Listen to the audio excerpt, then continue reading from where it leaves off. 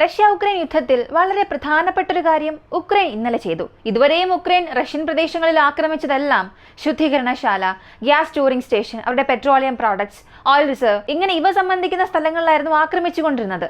എന്നാൽ ഇന്നലെ കേഴ്സ്ക് nuclear power പ്ലാന്റിലെ ഒരു ട്രാൻസ്ഫോമറിനെ ആക്രമിച്ചിട്ടുണ്ട്. കേഴ്സ്ക് ന്യൂക്ലിയർ പവർ പ്ലാന്റിൽ ആക്രമണം നടന്നു എന്നാണ് വാർത്ത ആദ്യം പുറത്തു വന്നത്. റഷ്യയുടെ ന്യൂക്ലിയർ പവർ പ്ലാന്റിൽ ഒരു സ്ട്രൈക്ക് ചെയ്തു എന്ന വാർത്തകൾ പുറത്തു വന്നു. എന്നാൽ അതിനുശേഷമാണ് വ്യക്തമായ ചില വിശദാംശങ്ങൾ ലഭ്യമായത്.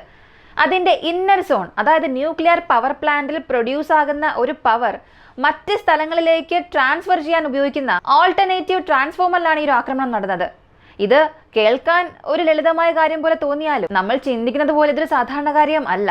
റഷ്യയുടെ one of the biggest nuclear power plant ആണ് ഈ കേഴ്സ്കിലുള്ളത്. ഇതിൽ ഒരു റേഡിയേഷൻ ലീക്ക് സംഭവിക്കുകയാണെങ്കിൽ റഷ്യക്ക് എത്രത്തോളം നഷ്ടമാണോ സംഭവിക്കുന്നത് അതിനേക്കാൾ പല മടങ്ങ് പ്രശ്നം ഉക്രൈനും സംഭവിക്കും, ബെലറസിനും സംഭവിക്കും, യൂറോപ്യൻ ഭൂഖണ്ഡത്തിലെ മറ്റു രാജ്യങ്ങൾക്കെല്ലാം സംഭവിക്കും. ഇതിനെക്കുറിച്ചാണ് നമ്മൾ അറിയാൻ പോകുന്നത്. കൂടാതെ ഇതിന് പുറകിലുള്ള ചില സ്റ്റാൻഡേർഡ് പ്രോട്ടോകോൾസിനെ കുറിച്ചുള്ള വിശദാംശങ്ങളും ഈ വീഡിയോയിലൂടെ വ്യക്തമായി അറിയാം. ഉക്രൈൻ ഇന്നലെ ചെയ്ത ആക്രമണം എന്നത് റഷ്യയുടെ കേഴ്സ്ക് മേഖലയിൽ മാത്രമല്ല രേഖപ്പെടുത്തിയത്, 3 പ്രധാനപ്പെട്ട മേഖലകളിൽ രേഖപ്പെടുത്തിയിട്ടുണ്ട്.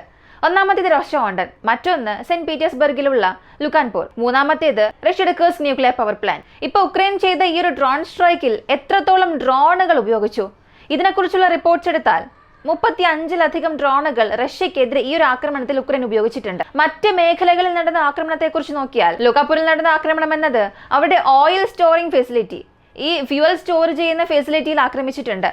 റോസ്റ്റോണ്ടൻ പ്രദേശത്ത് നടന്നത് ഒരു റഫൈനറിയിലാണ് ആക്രമണം നടന്നത്. ഇവ രണ്ടും റഷ്യയ്ക്ക് സാമ്പത്തിക നഷ്ടം മാത്രമേ വരുത്തുകയുള്ളൂ. പക്ഷേ ഈ ആണവ നിലയത്തിന് നേരെയുള്ള ആക്രമണം ഇതൊരു വലിയ ദുരന്തം തന്നെ സൃഷ്ടിക്കും. ഇതിന് ഒരു ഉദാഹരണം പറയാൻ കഴിയും. ചെർണോബൈൽ ഇൻസിഡന്റ് ആരും തന്നെ മറന്നിട്ടുണ്ടാവുകയില്ല. ഒരു റിയാക്ടർ അവിടെ മെൽഡൗൺ ആയപ്പോൾ തന്നെ എത്രത്തോളം റേഡിയേഷനിലേക്ക് സംഭവിച്ചു എന്നറിയാം. ഇപ്പോഴും അത് നോ എൻട്രി സോൺ ആണ്. അകത്ത് റേഡിയേഷൻ ഇപ്പോഴും മോണിറ്റർ ചെയ്യുന്നുണ്ട്. അതൊക്കെ മാറാൻ തന്നെ 100ഓളം വർഷം എടുക്കുമെന്ന് പറയുന്നുണ്ട്. ഉക്രൈൻ ഇവിടെ ഒരു സ്ട്രൈക്ക് നടത്തിയിട്ടുണ്ട്, അല്ലെങ്കിൽ അത് സംബന്ധിക്കുന്ന ശ്രമങ്ങൾ അവർ എടുത്തുവെന്നുണ്ടെങ്കിൽ അത് ഒരു ഗുരുതരമായ ദുരന്തത്തിൽ തന്നെ ചെന്ന് അവസാനിക്കും.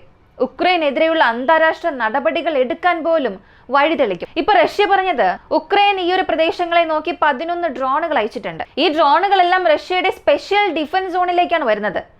ഈ പ്രദേശങ്ങളെ ഡിഫെൻഡ് ചെയ്യുന്നതിന് വേണ്ടി തന്നെ റഷ്യ ഒരു പ്രത്യേക സൈന്യത്തെ തന്നെ അവിടെ വിന്യസിപ്പിച്ചിട്ടുണ്ട്. മാത്രമല്ല ഈ കേഴ്സ്കിൽ ഉക്രൈൻ ഇൻവേഷൻ ചെയ്തപ്പോൾ 5 മുതൽ 8 കിലോമീറ്ററിന് മുൻപ് തന്നെ ട്രഞ്ചസ് എടുക്കുക, സ്പെഷ്യൽ ഡിനൈഡ് സോൺ ക്രിയേറ്റ് ചെയ്യുക, ഇങ്ങനെ റഷ്യയുടെ പങ്ക്ഷ്യ ഡിഫൻസ് സിസ്റ്റം, റഷ്യയുടെ ബഗ് ഡിഫൻസ് സിസ്റ്റം, S-300ന്റെ സംരക്ഷണം, ഇങ്ങനെ ഒരു മൾട്ടി ലെയർ ഡിഫൻസ് സിസ്റ്റത്തിന്റെ സംരക്ഷണത്തിന് കീഴിലായിരുന്നു അത് ഉണ്ടായിരുന്നത്. അപ്പോൾ ഉക്രൈൻ ഈ ഒരു പ്രദേശത്ത് നോക്കി ഇങ്ങനെ അറ്റാക്ക് ചെയ്യുമ്പോൾ തീർച്ചയായും ന്യൂക്ലിയർ പവർ പ്ലാന്റിൽ സ്ട്രൈക്ക് ചെയ്യണമെന്ന ഒരു മൈൻഡ് സെറ്റോടു കൂടി ചെയ്യാൻ സാധ്യത വളരെ കുറവാണ്. കാരണം അങ്ങനെ ചെയ്താൽ അതിന്റെ പ്രത്യാഘാതം എത്രത്തോളം ഉണ്ടാകുമെന്ന് അറിയാം. അവിടെ ഒരു ആക്രമണം നടത്തിയാൽ അത് എത്രത്തോളം നഷ്ടമുണ്ടാക്കുമെന്നും ഉക്രൈൻ നന്നായി തന്നെ അറിയാം. പിന്നെയും എന്തുകൊണ്ട് ആ പ്രദേശങ്ങളെ നോക്കി ഡ്രോൺ അയച്ചു എന്നൊരു ചോദ്യം നിങ്ങൾക്ക് വരുന്നുണ്ടല്ലോ. മറ്റൊന്നുമല്ല, റഷ്യക്ക് ഉക്രൈന്റെ കപ്പാസിറ്റി കാണിച്ചു കൊടുക്കണം. റഷ്യക്കെതിരെ ഉക്രൈനെ കൊണ്ട് എന്തെല്ലാം ചെയ്യാൻ കഴിയുമെന്നുള്ളത് കാണിക്കാൻ വേണ്ടി മാത്രമാണ്, ഒരു സൈക്കോളജിക്കൽ ഓപ്പറേഷന് വേണ്ടി മാത്രം ഇത് ചെയ്തതാണ്. ഇതിൽ റഷ്യയുടെ സ്റ്റേറ്റ്മെന്റ് നോക്കിയാൽ അവർ പറഞ്ഞിട്ടുള്ള ഈ ഒരു ഈവന്റ് ഉക്രൈൻ പറഞ്ഞ ഇവന്റുമായി തന്നെ മാച്ച് ആകുന്നുണ്ട്. അതായത് 11 ഡ്രോണുകൾ അകത്തേക്ക് വന്നിട്ടുണ്ട്. അകത്തേക്ക് വന്ന ഈ ഡ്രോണുകളെ ഞങ്ങൾ ഇന്റർസെപ്റ്റ് ചെയ്തിട്ടുണ്ട്. ഇലക്ട്രോണിക് ജാമിംഗ് യൂണിറ്റ്സ് വഴി തന്നെ 9 ഡ്രോണുകളെ തടഞ്ഞു. 2 ഡ്രോണുകളെ വെടിവെച്ച് വീഴ്ത്താൻ ബഗ് എയർ ഡിഫൻസ് സിസ്റ്റം ഉപയോഗിച്ചു. ഇങ്ങനെ തകർന്ന ഡ്രോണിന്റെ അവശിഷ്ടങ്ങൾ വീണതിനാൽ ഈ ആൾട്ടർനേറ്റീവ് ട്രാൻസ്ഫോമറിനും തീപിടിച്ചു. കാരണം ഉക്രൈൻ ബോർഡറിൽ നിന്നും ഇത് വെറും 60 കിലോമീറ്റർ മാത്രം അകലെയുള്ള പ്രദേശമാണ്.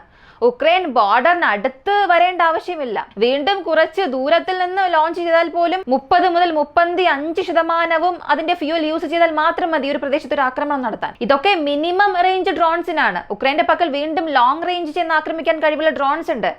അങ്ങനെ മിനിമം ഫ്യൂൽ യൂസ് ചെയ്താൽ മാത്രം മതി ട്രാവൽ ഡിസ്റ്റൻസ് കവർ ചെയ്യാൻ കഴിയും. അങ്ങനെ നോക്കുകയാണെങ്കിൽ ഈ ഡ്രോണിൽ തീർച്ചയായും ഇന്ധനം ഒരുപാട് ഉണ്ടായിരുന്നിരിക്കണം. ബാറ്ററിയിൽ പ്രവർത്തിക്കുന്ന ഡ്രോണുകൾക്ക് അതിൻ്റെതായ പ്രശ്നങ്ങളുണ്ട്. അപ്പൊ ഈ ഡ്രോണുകൾ താഴേക്ക് വീഴുമ്പോൾ അതിനുള്ളിലെ ഇന്ധനങ്ങളെല്ലാം പൊട്ടിത്തെറിക്കുകയും വലിയൊരു ഫയർ അവിടെ സംഭവിച്ചിട്ടുണ്ട്. ഇവിടെ റഷ്യയുടെ സ്റ്റേറ്റ്മെന്റും ഉക്രൈന്റെ സ്റ്റേറ്റ്മെന്റുമായി പൊരുത്തപ്പെടുന്നുണ്ട്. എന്നാൽ ശത്രുവിന്റെ ടെറിട്ടറിക്കുള്ളിൽ 90ലധികം ഡ്രോണുകളെ അയച്ചതായി ഉക്രൈൻ ഒരു അറിയിപ്പ് പുറത്തുവിട്ടു. ഇവ രണ്ടും ഇവിടെ യോജിച്ചു പോകുന്നുവെന്നുണ്ടെങ്കിലും ഒരു സ്ഥലത്ത് റഷ്യ പറയുന്ന ഒരു കാര്യം മാത്രം വൈരുദ്ധ്യം വരുത്തുന്നുണ്ട്.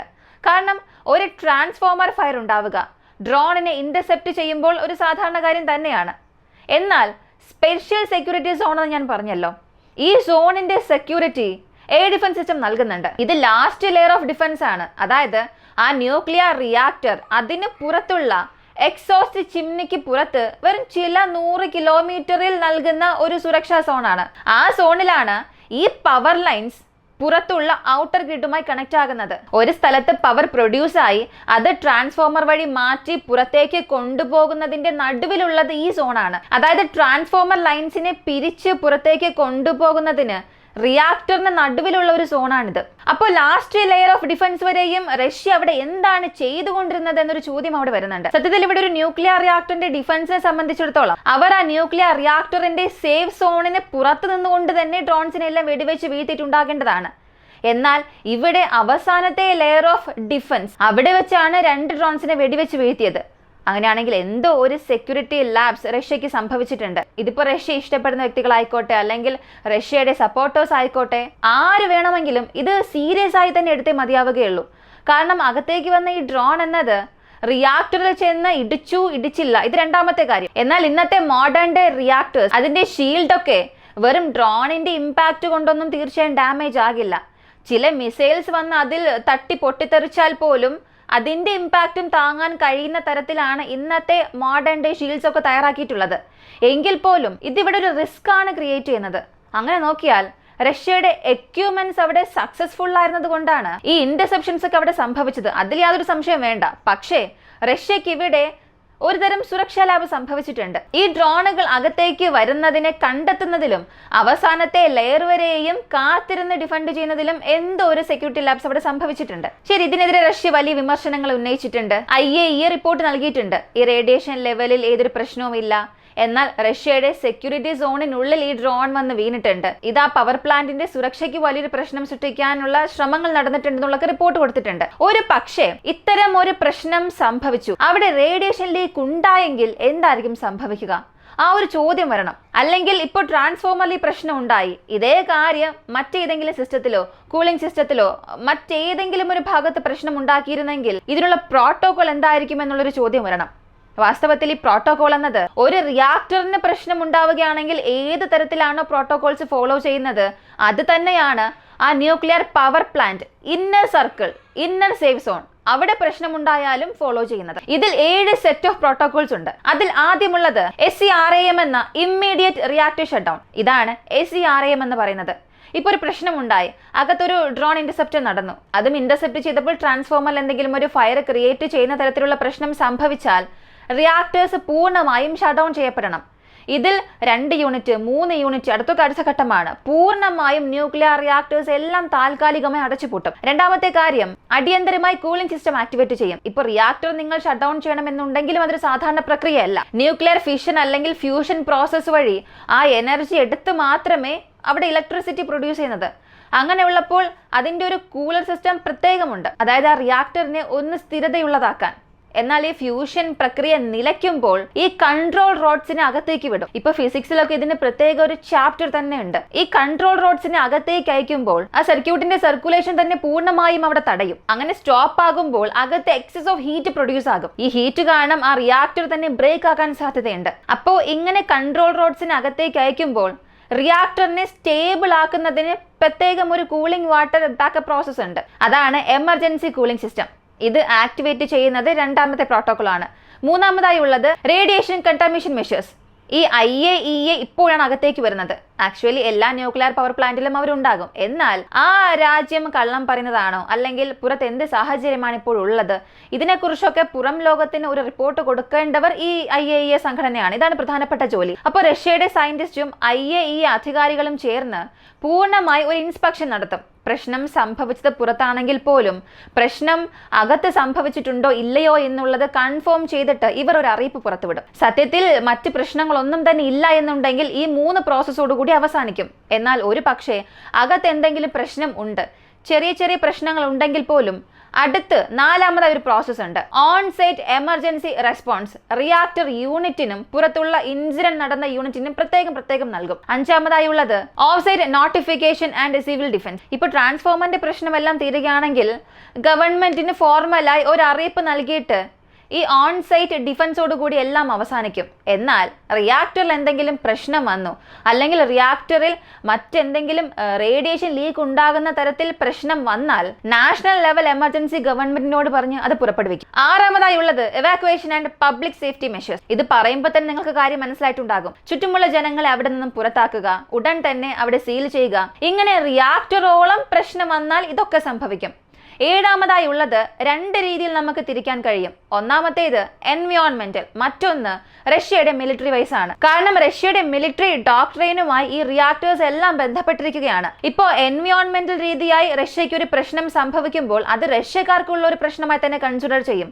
അത് സംബന്ധിക്കുന്ന രീതിയിലുള്ള ചില തീരുമാനങ്ങൾ എടുക്കും. എന്നിട്ട് ഇത് സംബന്ധിക്കുന്ന തുടർ നടപടികൾ റഷ്യൻ പ്രസിഡന്റ് വ്ളാഡിമിർ പുടിൻ ആ രാജ്യത്തിന്റെ സൈന്യത്തിന് നൽകും. അപ്പോൾ ഈ റിയാക്ടർ വരെയും പ്രശ്നം പോകാത്തിടത്തോളം ആദ്യത്തെ 3 പ്രോട്ടോകോളോട് കൂടി അവസാനിക്കും. ഒരു പക്ഷേ നാളെ മറ്റെന്തെങ്കിലും ഒരു പ്രശ്നം വന്നാൽ വീണ്ടും ഈ പ്രക്രിയകൾ അധികമാകും. കാരണം ഇപ്പോ ഉക്രൈൻ ഈ ഫ്ലമിംഗോ എന്ന ഒരു മിസൈലൊക്കെ സൃഷ്ടിച്ചിട്ടുണ്ടല്ലോ. ഈ ഒരു മിസൈൽ കാരണം റിയാക്ടേഴ്സിന് മറ്റെന്തെങ്കിലും പ്രശ്നം വന്നു, റേഡിയേഷൻ ലീക്കൊക്കെ സംഭവിച്ചാൽ അത് റഷ്യയുടെ പക്കൽ നിന്നുള്ള ഒരു സിവിയർ റെസ്പോൺസ് ഉക്രൈന് ലഭിക്കാൻ കാരണമായി മാറും. ഇത് ഉക്രൈൻ അറിഞ്ഞുകൊണ്ട് ചെയ്തതാണോ അറിയാതെ ചെയ്തതാണോ ഇതൊന്നും അറിയില്ല. ഇതൊക്കെ രണ്ടാമത്തെ കാര്യമാണ്. പക്ഷേ ന്യൂക്ലിയർ എനർജിയുമായി നമ്മൾ കളിക്കുന്നത്, അത് ഏത് രാജ്യമായിരുന്നാലും അങ്ങനെ കളിക്കുന്നത് അവസാനിപ്പിക്കാത്തിടത്തോളം കാലം മനുഷ്യകുലം ഒരു വലിയ ദുരന്തത്തിലേക്ക് തന്നെ പോകും. ന്യൂക്ലിയർ എനർജി എന്നത് മനുഷ്യകുലത്തിന്റെ ഒരു ഊർജ്ജത്തിന് വേണ്ടി ഉപയോഗിക്കുകയാണ്. മനുഷ്യരാശിയുടെ സർഗാത്മകതയ്ക്കായി ചില കാര്യങ്ങൾ ഇവിടെ ചെയ്യുന്നുണ്ട്. എന്നാൽ ഇതിനെ നശിപ്പിക്കാനുള്ള കഴിവ് ഒരു ട്രെയിലറായി തന്നെ ഹിരോഷിമ നാഗസാക്കിയിൽ നമ്മൾ കണ്ടതാണ്. ആണവ ബോംബ് പൊട്ടിത്തെറിച്ചാൽ മാത്രമേ ഇത്തരത്തിലുള്ള ദുരന്തങ്ങൾ ഉണ്ടാകൂ എന്നൊരിക്കലും പറയാൻ കഴിയില്ല.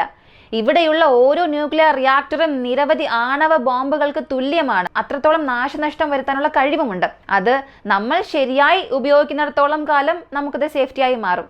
ഇതൊക്കെ നമ്മളെയും ചേർത്താണ് പറയുന്നത്. ഈ ഒരു വീഡിയോയെ കുറിച്ചുള്ള നിങ്ങളുടെ അഭിപ്രായം കമന്റിൽ പറയുക. കൂടുതൽ അപ്ഡേറ്റ്സിനായി വോയിസ് ഓഫ് വിക്കി നമ്മുടെ ചാനൽ സബ്സ്ക്രൈബ് ചെയ്യുക. മറ്റൊരു വീഡിയോയുമായി വീണ്ടും കാണാം.